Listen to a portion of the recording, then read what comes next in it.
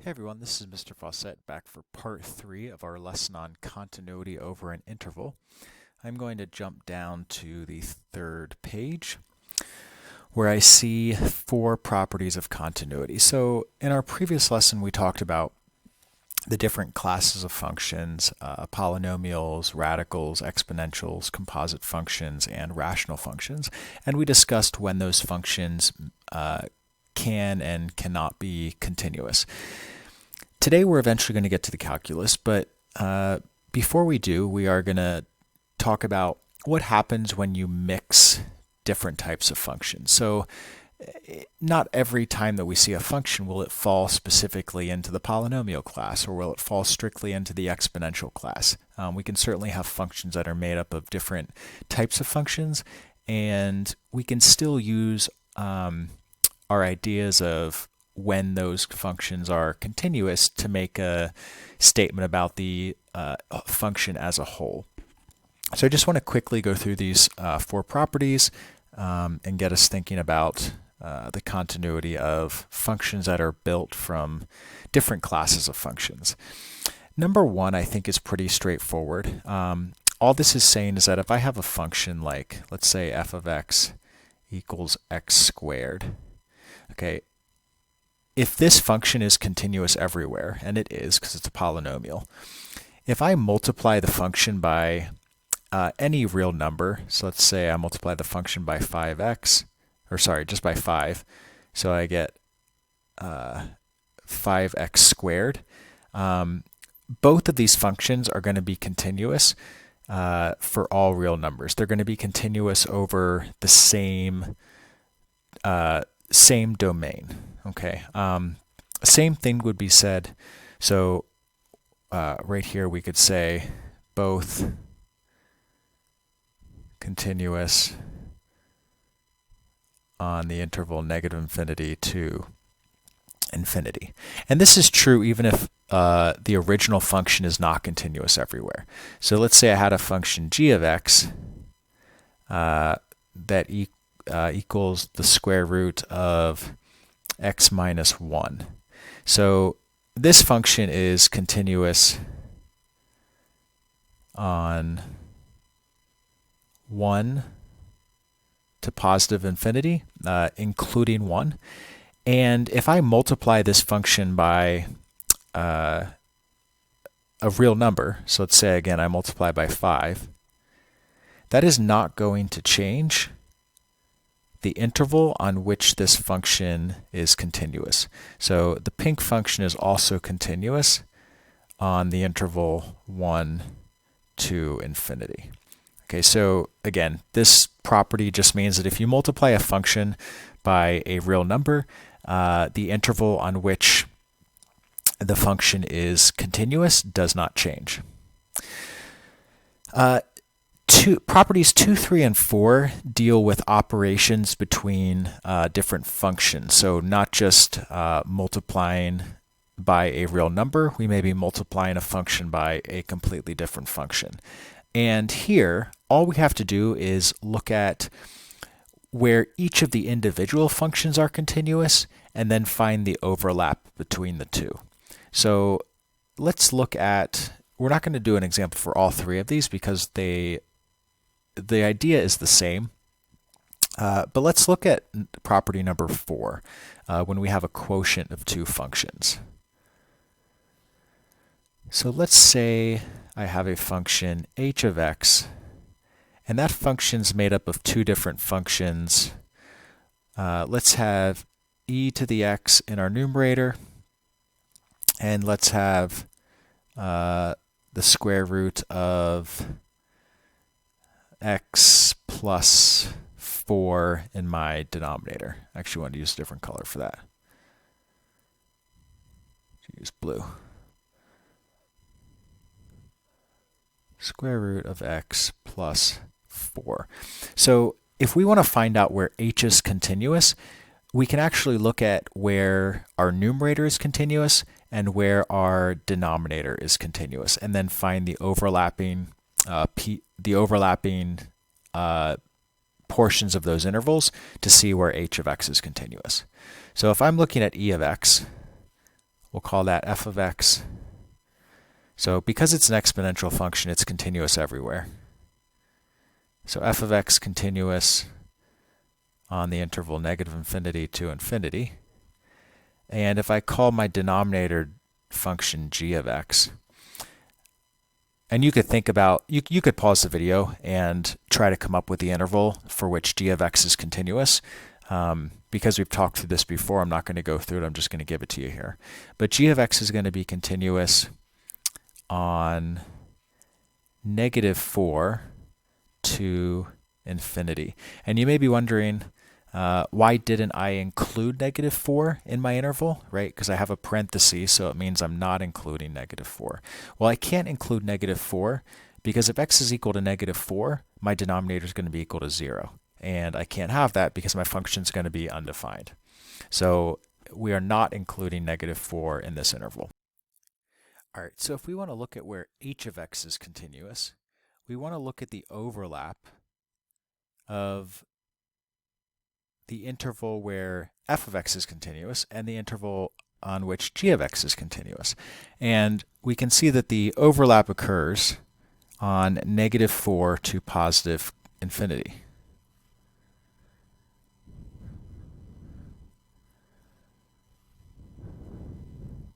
So if you were asked to find the interval on which h of x was continuous, that would be a method for how you can do it. Sometimes it's easier than just looking at the entire function as a whole. And this is the same process we would use for both 2 and 3.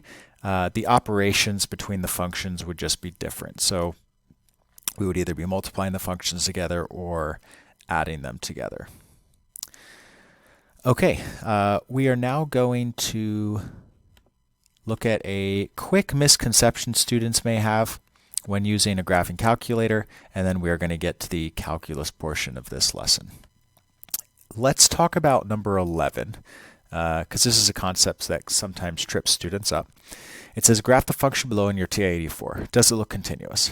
Then analyze it analytically. Is the function continuous for all real numbers? Describe the importance of examining a function analytically as well as graphically.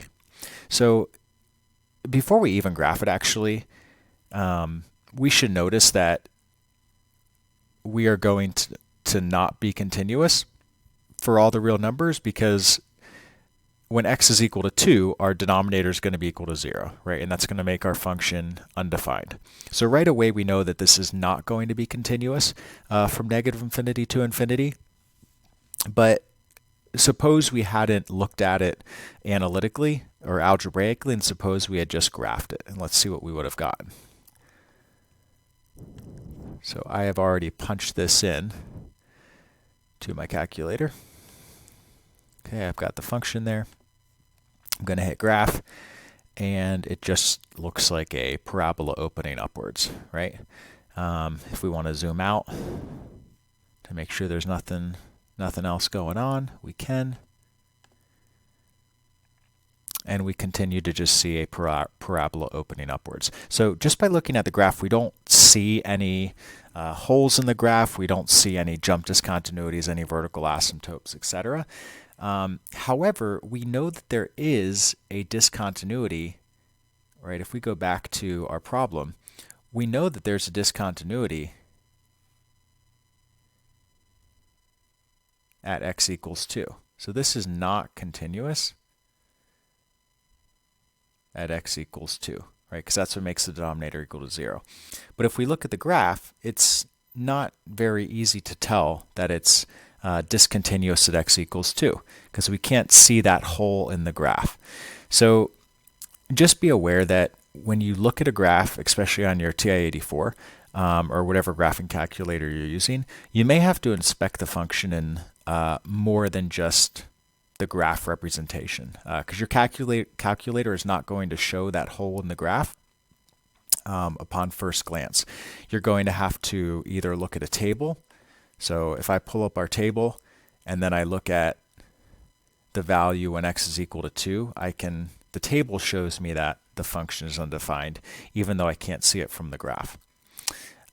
Or, as we've learned before, I can just inspect the graph, and I will notice that the denominator is going to be equal to 0 when x is equal to 2. So important to analyze a function in more than just one way. Use multiple representations, especially if you're graphing it on your calculator, because it may be a little deceiving. It may not show you exactly all the spots where the function is not continuous. And the final thing for this video, you do have 2 AP questions here that you can look over. One of them deals with just finding an interval where a function is not continuous. And one of them deals with our 3-point definition of continuity that we talked about in our previous set of videos for continuity at a point. But what we're going to end with today is the definition of continuity on a closed interval. So this is where the calculus comes in. Up until this point, we've just kind of talked and discussed about what it means for a function to be continuous based on what we know from Algebra 2 and Pre-Calc. Now we're going to look what it means for a function to be continuous over a closed interval using calculus. So I'm going to draw an example as we look at this definition. So I'm going to have my coordinate plane right here. I'm going to have A on my x-axis and B over here. And my function is going to look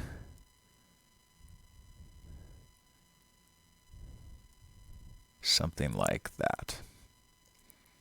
Okay, and we want to see, or we want to know, what can we show to prove that the function is continuous over the interval, the closed interval a to b. And this is the definition that we're going to use if we're ever asked to prove that on an AP question. First thing we need to show is that the function is continuous over the open interval. Okay, so we're not worried about the endpoints right now. We just need to make sure that it's continuous on the open interval. And we've talked about which types of functions are continuous on open intervals in our previous lesson. Then we have to deal with the endpoints. So the first part is that the limit as x approaches a from the positive side is equal to the value of f of a. Okay, so it might help if I give you some actual y values. We'll call this 3, we'll call this 1. So if I'm looking at the value of f of a here, f of a, right, is equal to 3. Now they're saying that this value right here has to be equal to the one-sided limit as x approaches a from the positive side. And we can see that this one-sided limit is also equal to 3. Right? So both of these, in this case, would be equal to 3, and that takes care of our left endpoint on our interval. Now we do the same thing for b. I can see that f of b is equal to 1, which is also the same as the one-sided limit as x approaches b from the negative side. Okay, so these values would both be equal to 1. And if all three things check out, so number 1, it's continuous on the open interval. Number 2, we look at the value of the one-sided limit and the value of the function for the left endpoint. And number 3, the value of the function and the value of the limit at the, or the value of the one-sided limit at the right endpoint. If all three things check out, then we have a function that is continuous over the closed interval. You may think, why are we looking at just the one-sided limits? I thought continuity had to deal with the entire limit. Well, if we think about it, right, we don't have a limit from the right-hand side, right? There's nothing for me to, there's no function to trace. If I look at the left-hand side of this point around A, so there is no left side limit to work with. when x is equal to a. Same thing when x is approaching b. There is no right side limit, right? Because we're only talking about the function being between a and b. We're not worried about what's going on outside of that interval. So we only look at the limits that are part of the interval. Okay, let's see if we have time for a quick example. Yeah, we can get through this one real quick. I would encourage you to pause the video, use the definition of continuity over an interval that we just talked about to answer these questions, and then click play, and we'll finish this up. Okay, so we are going to look and see if the function is continuous over the closed interval -2 to 0. So we are looking at, let me get my pen out, -2 to 0. So first thing is it continuous? Is the function continuous over the open interval -2 to 0? Well, can I trace the open interval? I can. There are no jump continuities, there are no point discontinuities. So that checks out. We're good. Second question, is the limit of f of x as x approaches 0 from the negative side equal to f of 0? Well, let's check that. So f of 0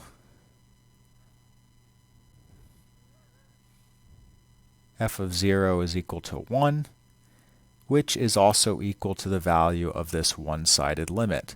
So if these are both equal to 1, then this checks out, and we're good.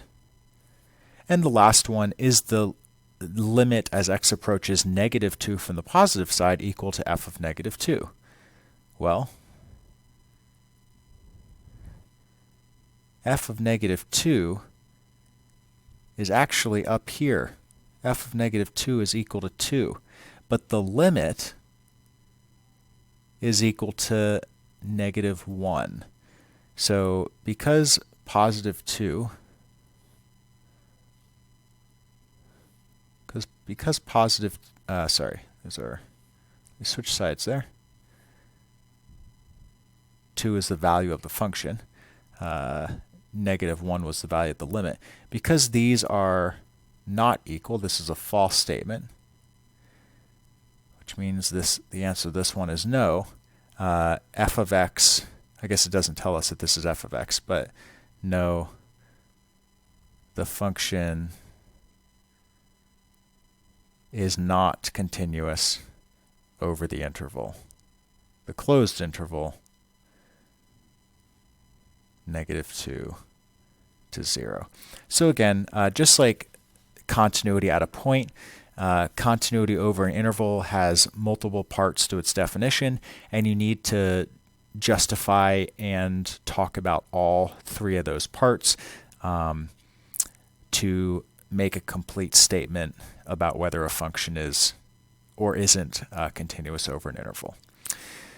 All right, this is Mr. Fawcett finishing up part 3 of this lesson. Enjoy the rest of your day.